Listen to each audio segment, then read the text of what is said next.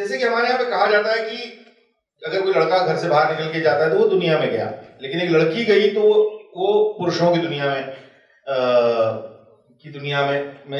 में चली गई। क्या ये एहसास, या इसमें मेरा कहना सही है या गलत है, या ये एहसास तुम्हें हुआ जब तुम घूमने गई थी? और इसके बारे में तुम्हें कुछ अगर ये ऐसा अक्सर कहा जाता है कि लड़की अगर बाहर जा रही है तो मर्दों की दुनिया में स्टेप कर रही है, जबकि 50-50 है औरत और मर्द दुनिया में। लेकिन औरत बाहर गई तो मर्दों के काम करने भी गई तो मर्दों की दुनिया में, मर्द काम करने जा रहा है तो वो दुनिया में जा रहा है। ऐसा नहीं कहा जा सकता तुम औरतों की दुनिया में जा रहे हो। सो वो स्पेस को, किताब का पूरा ही एक मकसद ये है कि वो उस स्पेस को थोड़ा और ऑक्यूपाई किया जाए। जो 50-50% धरती पे हम हैं उसको थोड़ा और हम बाहर निकल के ऑक्यूपाई करें, औरतें थोड़े और जाके उसको बराबर की एक दुनिया बनाए। मेरे को ऐसा तो कुछ ऐसा इंसिडेंट तो नहीं, आपको बहुत सारे होंगे याद, ऐसा नहीं है, लेकिन ये कोशिश जरूर ये थी कि उसको ऑक्यूपाई किया जाए, उस स्पेस को। पिछले कुछ दिनों जैसे कुछ स्टेज पे किसी ने कुछ बुलाया तो आई वुडंट से नो, क्योंकि वो बहुत ही कम लोगों को, लड़कियों को वैसे ही बुलाया जाता है हरियाणा में कहीं पे भी स्टेज पे, तो वो कोई भी स्टेज है, I wanted to occupy that. तो अभी इस किताब का भी ना, कोई भी गली है, रात को मैं प्राग में भी घूम रही हूँ, बस स्टॉप भी है, तो the more we occupy space, the safer it becomes, the easier it becomes. Yeah, that's what I try in normal life also, to occupy this space. Yeah. तो please read us something from the book. Yeah, that will be, ये सबसे आसान सवाल था।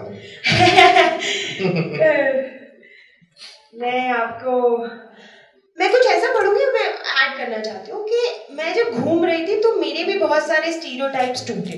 इंस्ब्रुक नहीं, मैं थी Budapest में, और वहाँ मैं एक लड़की के साथ रुकी, उसका नाम था काटा, और वो जहाँ रहती थी उससे थोड़ी ही दूर अपनी उसकी माँ का घर था, और वो दोनों अकेले रहते थे। आध्यात्म मौन सिखाते थे वहाँ पे। मैं ऐसे लोगों से मिले, मुझे लगता था कि ये तो भारत में होते हैं ऐसे लोग, तो मौन सिखाने वाले, ध्यान सिखाने वाले। सो आई मेट हिम, तो वो भी एक स्टीरियोटाइप टूटा कि ये तो सिर्फ भारतीय लोगों की है। और शाम को फिर वो एक ही दिन के लिए उनके घर रुक पाई, और शाम के लिए फिर अगले दिन में काटा के पास चली गई, उसका लड़की के पास। तो वो पहली मेरी लड़की होस्ट थी। अब तक मैं सब लड़कों के साथ रुकी, आदमियों के साथ रुकी है, ये पहली बार मैं किसी लड़की के साथ रुकी थी। मुझे शाम के लिए होस्ट मिल गई थी, काटा नाम था उसका। अभी नए घर में शिफ्ट हुई थी, और मैंने काटा बोला क्योंकि मैं उसका सरनेम प्रोनाउंस नहीं कर पाऊंगी। ब्लेस, आई डोंट नो, काटा नाम था उसका। अभी नए घर में शिफ्ट हुई थी। एक कमरा था, एक रसोई और एक गुसलखाना। ज्यादातर सामान बक्सों में ही पड़ा था। वह पहली बार किसी को होस्ट कर रही थी, और मेरे कंफर्ट को लेकर काफी चिंतित थी। अपने छोटे से घर के लिए बार बार मुझसे माफी मांगी जा रही थी। अब मैं उसको कैसे समझाऊं कि मेरे लिए किसी महल से कम न था। इतने दिनों के बाद किसी लड़की का मिलना, उसके घर में रुकना, बेपरवाह कपड़े बदलना और बातें किए जाना, अपने सारे किस्से और गप खुले मन से कहना, अपने सुकून का सबूत उसको कैसे दूं। लड़कों से बात करते हुए 1000 ख्याल रखने पड़ते हैं। इम्प्रेस करें, इम्प्रेस इतना तो करना है कि सामने वाला इंटरेस्टेड हो और अपने घर में रुका के पछताए नहीं, और इतना भी नहीं करना है कि प्यार में दीवाना ही हो जाए। यहाँ तो मैं अकेली घूम रही थी, यहाँ तो और भी ज्यादा ख्याल रखना।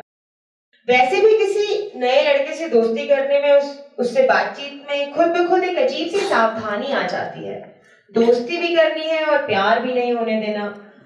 यूं दोस्ती और प्यार के बीच में संतुलन बनाते बनाते वे दोस्ती वाली बेपरवाही कहाँ रह पाती है।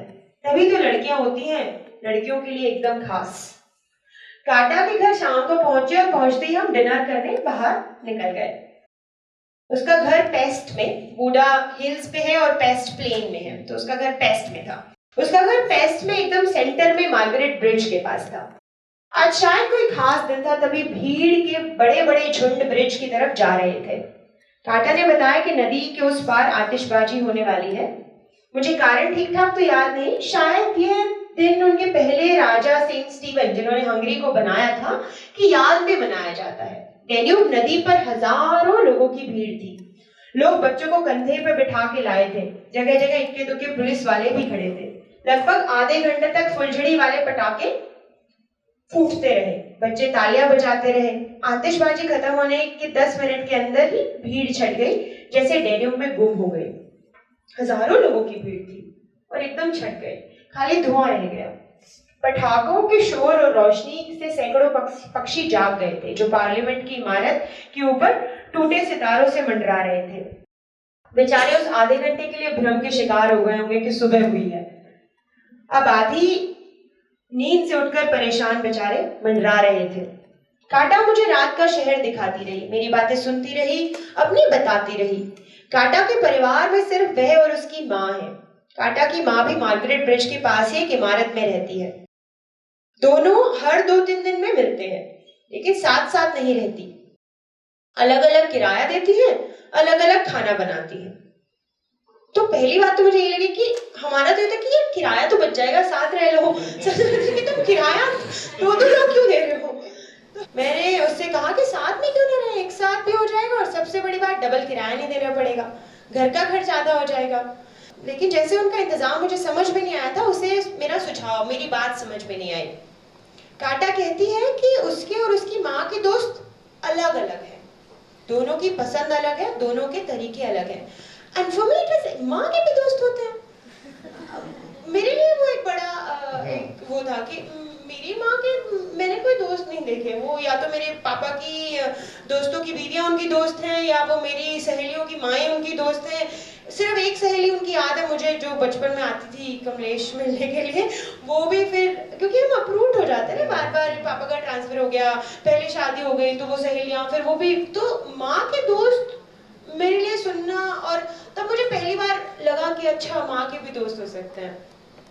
तो उसने कहा कि दोनों की अपनी अपनी जिंदगियां हैं और दोनों एक दूसरे के स्पेस का आदर करते हुए अलग रहती हैं। किराया बचाने के लिए दोनों अपनी अपनी जिंदगियां तो कुर्बान नहीं कर सकते ना।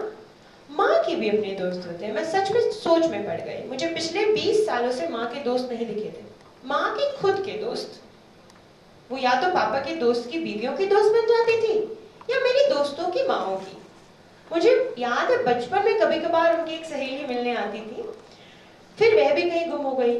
और जीने के अलग तरीके क्या होते हैं, जो मुझे पसंद है वही तो पसंद है मेरी माँ को भी। मैंने तो हमेशा से यही सोचा है, जो खाने में मुझे अच्छा लगता है वही हमेशा बनाती है। माँ की पसंद की सब्जी कौन सी है, मैं सोचने लगी।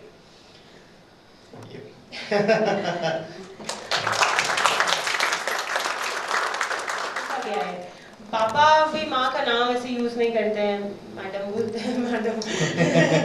या फिर और लोग भी सरोज, हम भी माँ बोलते हैं। तो उस टाइम मैं काफी इमोशनल हुई थी ना, फिर मैंने नाम मैंने उसको फॉलो कर रहा हूँ तब से। अनुराधा, तुम ऐसे ही बात करते करते अचानक छू देती हो और अचानक से पूरे मामले का सार निकाल के रख देती हो। यही खूबी तुम्हारी किताब में बार बार आती है। मेरे पास सवाल लगभग खत्म हो चुके हैं।